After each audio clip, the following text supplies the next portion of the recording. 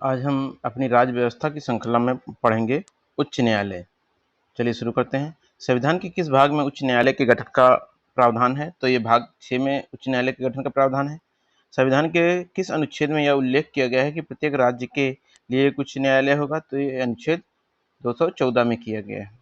वर्तमान में भारत में उच्च न्यायालयों की संख्या कितनी है? 25 है। उच्च न्यायालय की स्थापना तथा इसके लिए अन्य प्रावधान करने का अधिकार किसे प्राप्त है? तो संसद को प्राप्त है।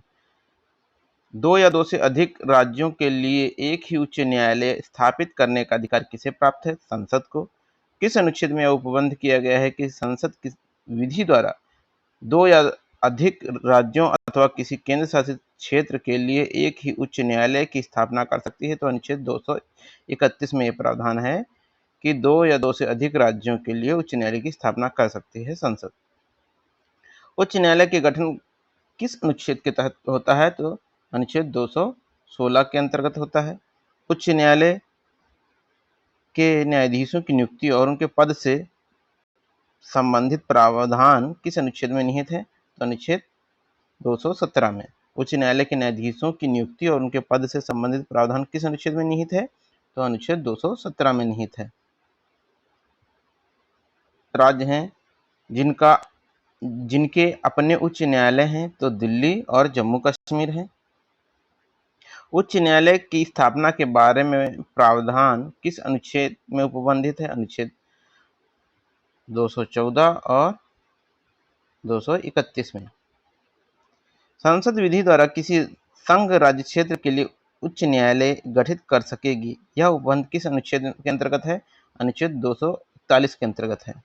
उच्च न्यायालय के लिए न्यायाधीशों की संख्या निश्चित नहीं है, फिर भी इनकी नियुक्तियां समय समय पर किसके द्वारा की जाती हैं? तो राष्ट्रपति के द्वारा की जाती हैं।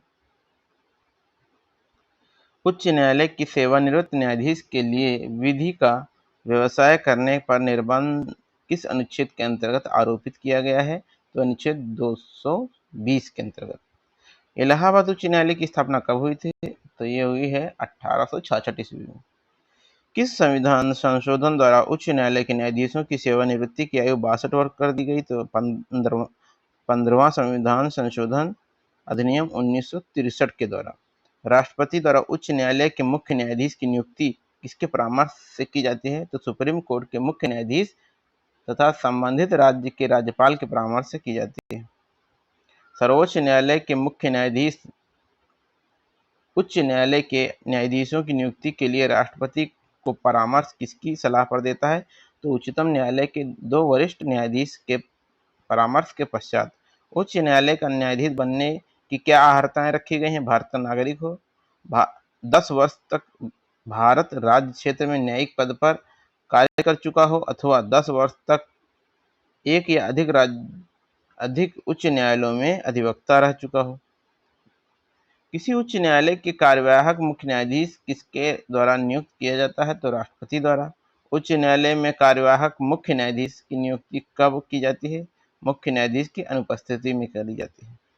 किसी उच्च न्यायालय में अपर न्यायाधीश की नियुक्ति कौन करता है? तो राष्ट्रपति करता है।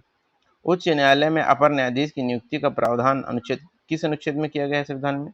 तो अनुच्छेद 224 में किया गया है। अपर न्यायाधीश की नियुक्ति कहाँ की जाती है? केवल उच्च न्यायालय में की जाती है।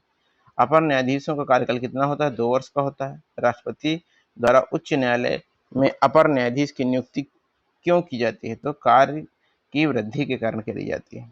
उच्च न्यायालय के न्यायाधीशों की आयु से संबंधित उत्पन्न किसी प्रश्न का विनिश्चय कौन करता है? तो राष्ट्रपति करता है मुख्य न्यायाधीश के परामर्श पर। ये जो न्यायालय से संबंधित सेक्शन है, ये आपके परीक्षा में पूछा जाता है। अगर वीडियो आपको पसंद आ रहा है तो चैनल को सब्सक्राइब करें, लाइक करें, शेयर करें। उच्च न्यायालय के न्यायाधीश को अनुसूची 3 के तहत शपथ कौन कराता है? तो राज्यपाल कराता है। उच्च न्यायालय के न्यायाधीशों के वेतन और भत्ते किसके द्वारा दिए जाते हैं? तो राज्य की संचित निधि से दिए जाते हैं। उच्च न्यायालय के न्यायाधीशों को पेंशन कहाँ से दी जाती है? तो भारत की संचित निधि से दी जाती है पेंशन। किसी न्यायालय का एक उच्च न्यायालय से दूसरे उच्च न्यायालय में स्थानांतरण कौन करता है? तो राष्ट्रपति करता है भारत के मुख्य न्यायाधीश के परामर्श से। उच्च न्यायालय के न्यायमूर्ति की सेवानिवृत्ति की आयु क्या है? 62 वर्ष है। अंडमान और निकोबार द्वीप कहाँ के उच्च न्यायालय का क्षेत्राधिकार है? कोलकाता उच्च न्यायालय का। भारत के कितने उच्च न्यायालयों में अधिकारिता में एक से अधिक राज्य संघ राज्य क्षेत्र नहीं हैं? कितने हैं? 3 हैं। वर्तमान में कितने उच्च न्यायालय ऐसे हैं जिनकी अधिकारिता एक से अधिक राज्यों और संघ राज्य क्षेत्रों पर है? तो 7 है। जब किसी उच्च न्यायालय का मुख्य न्यायाधीश प्रशासनिक हैसियत से काम करता है तो वह अधीन होता है किसके? उच्च न्यायालय के अन्य न्यायाधीशों में से किसी भी रिट पर अधिकारिता के। उच्च न्यायालय के मुख्य न्यायाधीश के प्रशासनिक कार्य क्या होते हैं? तो निचली अदालतों का पर्यवेक्षण, अधीक्षण और प्रशासन एवं नियंत्रण करना। कौन एक रिट न्यायालय में कार्यवाही लंबित होने की दिशा में लागू की जाती है? तो प्रतिषेध।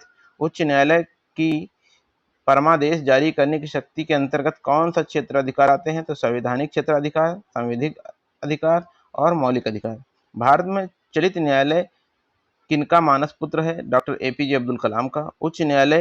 भारत में उच्च न्यायालय के न्यायाधीश को हटाने की रीति किसके समान है? तो उच्चतम न्यायालय के न्यायाधीश के समान। इस अनुच्छेद के तहत प्रावधान है कि उच्च न्यायालय का स्थायी न्यायाधीश सेवानिवृत्ति के पश्चात अपने कार्यरत न्यायालय से भिन्न उच्च न्यायालय या उच्चतम न्यायालय में कार्य कर सकता है। तो अनुच्छेद 220 के अंतर्गत उच्च न्यायालय का न्यायाधीश अपना त्यागपत्र किसे संबोधित करता है? तो राष्ट्रपति को। किस उच्च न्यायालय में यह फैसला दिया कि एक ही बार में 3 तलाक कहने पर तलाक होना गैर कानूनी है? तो इलाहाबाद उच्च न्यायालय ने। 3 तलाक की प्रथा को कब आपराधिक घोषित किया गया था? विवाह अधिकार संरक्षण अधिनियम 2019 के तहत। विधि आयोग के किस अध्यक्ष ने अपनी रिपोर्ट में यह उल्लेख किया कि प्रत्येक उच्च न्यायालय के 1/3 न्यायाधीश दूसरे राज्य से होने चाहिए? तो न्यायाधीश HR खन्ना। उच्च न्यायालय एवं उनके न्यायिक क्षेत्राधिकार देख लेते हैं। जम्मू और कश्मीर, जम्मू कश्मीर एवं लद्दाख, ये कहाँ है? मुख्यालय इसका जम्मू कश्मीर, श्रीनगर और जम्मू कश्मीर में, श्रीनगर और जम्मू में। बम्बई में महाराष्ट्र का है। गोवा, दादर नगर हवेली, दमन दीव, मुख्यालय बम्बई है। खंडपीठ कहाँ कहाँ है? नागपुर में है, औरंगाबाद में और पणजी में है। कोलकाता उच्च न्यायालय में देख लेते हैं क्या है। कोलकाता उच्च न्यायालय पश्चिम बंगाल है। अंडमान एवं निकोबार द्वीप समूह, कोलकाता इसका मुख्यालय है और खंडपीठ है पोर्ट ब्लेयर। गुवाहाटी उच्च न्यायालय देख लेते हैं। असम, नागालैंड, मिजोरम और अरुणाचल प्रदेश, मुख्यालय गुवाहाटी है और कोहिमा, आइजोल और ईटानगर ये इसके खंडपीठ हैं। केरल में देख लेते हैं। केरल और लक्षद्वीप और इसका मुख्यालय एर्नाकुलम में है। चेन्नई का देखिए तमिलनाडु और पांडुचेरी है। चेन्नई इसका मुख्यालय है। मदुरई में खंडपीठ है। पंजाब, हरियाणा और चंडीगढ़ और मुख्यालय चंडीगढ़ है। भारत के उच्च न्यायालय के बारे में देखिए क्या क्या नाम है और कहाँ कब स्थापना होती है इसकी। चलिए देखते हैं। बम्बई में उच्च न्यायालय की स्थापना होती है 1862 में। मद्रास में भी 1862 और कोलकाता में भी 1862। ये तीनों की एक साथ में एक अधिनियम के तहत होती है। फिर इलाहाबाद उच्च न्यायालय की स्थापना 66 में होती है, 1866 में। कर्नाटक में 1884 में। पटना की 1916 में। जम्मू कश्मीर की 1928 में। मध्य प्रदेश की 1936 में। और पंजाब और हरियाणा की देख लीजिए क्या है 1947 ईस्वी में। अब देखिए गुवाहाटी की 1948 में है। ओडिशा की 1948 में। राजस्थान 1949 में। केरल 1956, गुजरात में 1960, दिल्ली 1966, हिमाचल प्रदेश 1971, सिक्किम में 1975, छत्तीसगढ़ 2000 में और झारखंड में 2000 में और उत्तराखंड में भी 2000 में न्यायालय की स्थापना होती है। आगे देखिए मेघालय में 2013 में, मणिपुर में 2013 में, त्रिपुरा में 2013 में, आंध्र प्रदेश में ये 2019 में, तेलंगाना में 2019 में, लेकिन हैदराबाद उच्च न्यायालय 1954 में स्थापित हुआ था। पुनर्वलोकन की शक्ति प्राप्त है तो उच्चतम न्यायालय और उच्च न्यायालय दोनों को। मूल अधिकारों से संबंधित प्रारंभिक क्षेत्राधिकार किस न्यायालय को प्राप्त है? तो सर्वोच्च न्यायालय अनुच्छेद 32 एवं उच्च न्यायालय अनुच्छेद 226। उच्च न्यायालय के कर्मचारियों और अधिकारियों की नियुक्ति का अधिकार किसे है? तो उच्च न्यायालय के मुख्य न्यायाधीश को। और देखिए मूल अधिकारों से संबंधित प्रारंभिक क्षेत्राधिकार किस न्यायालय को प्राप्त है? तो ये सर्वोच्च न्यायालय को 32 के तहत अनुच्छेद और उच्च न्यायालय को अनुच्छेद 226 के तहत। आगे देखिए, उच्च न्यायालय की स्वतंत्रता। उच्च न्यायालय को भी सर्वोच्च न्यायालय की तरह विधायिका एवं कार्यपालिका के प्रभाव से मुक्त रखने के लिए संविधान में प्रावधान किया गया है। कौन से ऐसे प्रावधान संविधान में उल्लेखित हैं?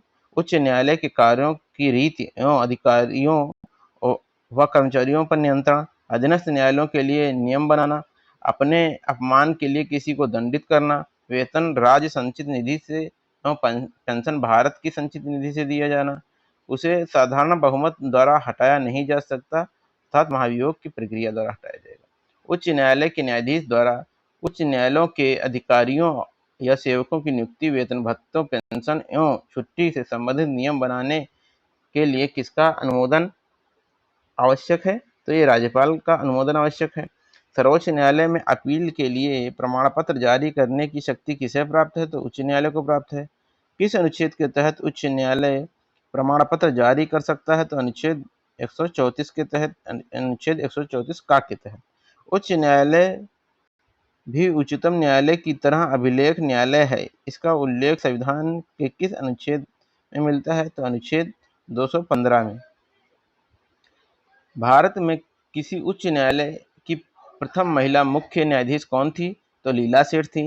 कोई उच्च न्यायालय 5 प्रकार की रीटें किस अनुच्छेद के अंतर्गत जारी करता है? तो अनुच्छेद 226 के अंतर्गत। सभी उच्च न्यायालयों को अपने अधीनस्थ न्यायालयों और अधिकरणों के अधीक्षण की शक्ति का प्रावधान किस अनुच्छेद में उपबंधित है? तो अनुच्छेद 227 में उपबंधित है। अनुच्छेद 228 के अंतर्गत उच्च न्यायालय को किस प्रकार की शक्ति प्राप्त है? तो अधीनस्थ न्यायालयों की अंतरण की शक्ति प्राप्त है। उच्च न्यायालय के मुख्य न्यायाधीश द्वारा किसी पद पर ऐसे व्यक्ति को जो उच्च न्यायालय के असंलग्न हो, न्यायालय में नियुक्ति करने से पूर्व किसका परामर्श लेने का उपबंध किया गया है? तो राज्यपाल द्वारा ऐसी अपेक्षा करने पर राज्य लोक सेवा आयोग की। तो ये अनुच्छेद किस अनुच्छेद के अंतर्गत है? 229 के अंतर्गत है। प्रावधान किस अनुच्छेद में वर्णित है कि वह 2 या 2 से अधिक राज्यों अथवा किसी संघ राज्यों के लिए एक ही उच्च न्यायालय स्थापित कर सकती है? तो अनुच्छेद 231। 231 वर्तमान में उच्च न्यायालय के मुख्य न्यायाधीश और अन्य न्यायाधीशों का वेतन कितना है? क्रमशः 2.5 लाख रुपए यानी कि लगभग 2.5 लाख रुपए और एवं 2.25 लाख रुपए, ये 2,25,000 रुपए। किसी उच्च न्यायालय के न्यायाधीश का स्थानांतरण ट्रांसफर कौन करता है? तो ये करता है भारत के मुख्य न्यायाधीश, राष्ट्रपति करता है भारत के मुख्य न्यायाधीश के परामर्श से। अब अधीनस्थ न्यायालयों को देखते हैं। अधीनस्थ न्यायालय जिला न्यायाधीशों की नियुक्ति का प्रावधान किस अनुच्छेद में किया गया है? तो अनुच्छेद 233 में। अधीनस्थ न्यायालयों के संबंध को संविधान के किस भाग में उपबंधित किया गया है? तो भाग 6 में, अनुच्छेद 233 से 37 तक। जिलों का सबसे बड़ा दीवानी न्यायालय सिविल कोर्ट कौन है? जिला जज का। जिले का सबसे बड़ा फौजदारी आपराधिक न्यायालय कौन सा है? तो सत्र न्यायाधीश का न्यायालय। किसी व्यक्ति को जिला न्यायाधीश के पद पर नियुक्त करने के लिए कितने वर्ष तक अधिवक्ता के रूप में अनुभव प्राप्त होना चाहिए? तो 7 वर्ष तक। जिला न्यायाधीश की नियुक्ति कौन करता है? तो राज्यपाल उच्च न्यायालय के परामर्श से। राज्य के सबसे बड़े राजस्व न्यायालय को किस नाम से जाना जाता है? तो राजस्व मंडल। सबसे निचले स्तर पर भू राजस्व संबंधी मामले की सुनवाई कौन करता है? तो तहसीलदार करता है। जिला न्यायालयों और उनके अधीनस्थ न्यायालयों पर किसका नियंत्रण होता है? तो उच्च न्यायालय, अनुच्छेद 235 का। अब देखिए जिला एवं क्षेत्र न्यायालय का देख लेते हैं। पहले आते हैं सिविल और दीवानी मामले, इधर आपराधिक मामले देखिए। अब दीवानी मामले से नीचे ये वरिष्ठ सिविल न्यायाधीश इसमें आता है और प्रथम श्रेणी के सिविल न्यायाधीश। अब इसमें देखिए आपराधिक मामले में मुख्य न्यायिक दंडाधिकारी और प्रथम श्रेणी का दंडाधिकारी।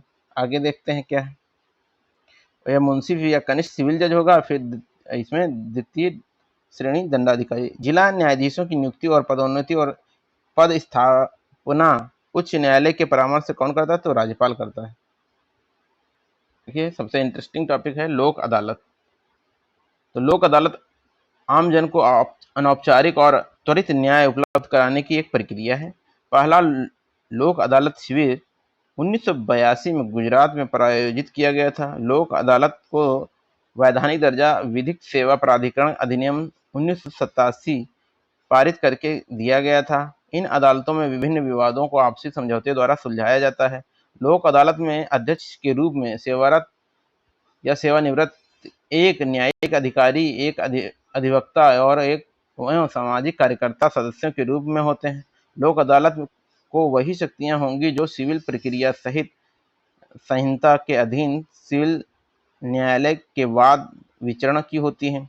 लोक अदालत की द्वारा किया गया प्रत्येक निर्णय अंतिम और विवाद से सभी पक्षकारों पर अबाध्यकर होगा तथा निर्णय के विरुद्ध कोई अपील किसी न्यायालय में नहीं होगी। सभी प्रकार के सिविल वाद ऐसे अपराधों को छोड़कर जिनमें समझौता वर्जित है, सभी आपराधिक मामले भी लोक अदालतों द्वारा निपटाए जा सकते हैं। विधिक सेवा प्राधिकरण संशोधन अधिनियम 2002 द्वारा इसमें उपभोक्ता किसी भी जन सुविधा जैसे संचार, सफाई, पानी, बिजली, परिवहन आदि मामलों को लोक अदालत में ले जा सकेंगे। प्रथम लोक अदालत का आयोजन न्यायाधीश P.N.